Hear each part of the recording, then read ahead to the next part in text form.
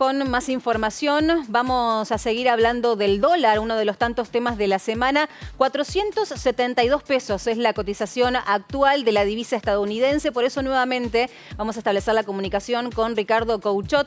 Él es operador bursátil de Leyva Hermanos y tiene la gentileza de acompañarnos nuevamente en esta semana para seguir charlando del dólar. Ricardo, ¿cómo estás? Bienvenido otra vez. Hola, Paola. Buen mediodía. Gracias. Bueno, en principio, muchos altibajos ha tenido en el transcurso de esta semana. ¿Esa es la cotización real, 472 pesos ahora? Sí, según los medios gráficos nacionales y especializados, es ese el valor de la divisa en el mercado ilegal, ¿sí?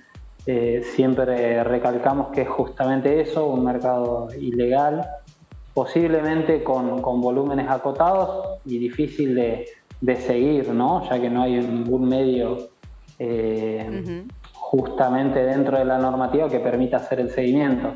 Sin embargo, suele ser un precio de referencia, entonces no hay que dejar de mirarlo. Bien. Por otro lado, los dólares alternativos pero legales, como el contado con liquidación y el MEP, mostraron un movimiento similar, ¿sí? Después de haber alcanzado un pico el día lunes, el blue en torno a los 495, 500 y el MEP en torno a los 475. También bajaron de precio, ¿sí? Hoy el MEP ya está más cerca de los 445, 450 pesos. ¿Y a qué responde esta baja? Bueno, después del mismo día lunes empezó a haber algún tipo de intervención en el mercado por parte del gobierno o de entidades públicas, seguramente mediante la operatoria de compra-venta de bonos, hicieron que bajaran bastante las cotizaciones. Además, algunos rumores de cambiar el acuerdo con el Fondo Monetario, la posibilidad de gestionar un adelanto de los desembolsos previstos en el marco del acuerdo original y, como última medida del día de ayer, la posibilidad de que parte del intercambio comercial internacional argentino sea realizada en monedas distintas del dólar. Exacto. Por ejemplo, en el caso de ayer el yuan, ¿sí? Todas esas fueron medidas que hicieron que el mercado vea que el dólar podía bajar y fue lo que efectivamente pasó. Hay muchas expectativas en el mercado, digo, en torno a la participación de la comitiva que va a llegar a los Estados Unidos para también renegociar ciertas cuestiones que tienen que ver con la deuda y este posible desembolso que necesita la República Argentina en materia de dólares hacia nuestro país muy próximamente. ¿Cuáles son las expectativas que genera esta reunión específica que también va a tener la participación del viceministro, del ministro de Economía también en aquel país? Sí, sin lugar a dudas que hay expectativas puestas ahí.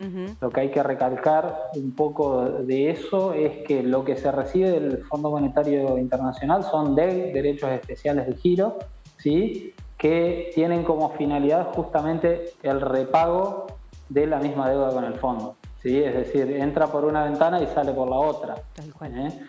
Sí brinda un marco temporal durante el cual las reservas se ven fortalecidas, ¿sí? Es decir, que el beneficio, si se quiere, sería algo hasta psicológico o que podría impactar en las expectativas de quien necesita acceder al mercado y demás, por cuanto las reservas se van a ver aumentadas por un periodo corto de tiempo, pero es una realidad. Claro. Y también el otro ojo está puesto un poco en lo que es la liquidación de dólar soja, que viene a un ritmo que ha mejorado en los últimos días, pero todavía un poco por debajo de lo que se esperaba, y hay que tener en cuenta que es una fuente importante de dólares, de divisas para el Banco Central.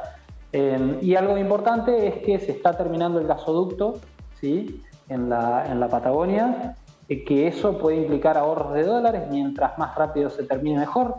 Es una obra que estaba prevista o que tiene un tiempo normal de ejecución de más de 2 años y se terminaría en 10 u 11 meses, cerca de finales de junio, Así que esa sería una buena noticia también. Puede haber expectativas por ese lado.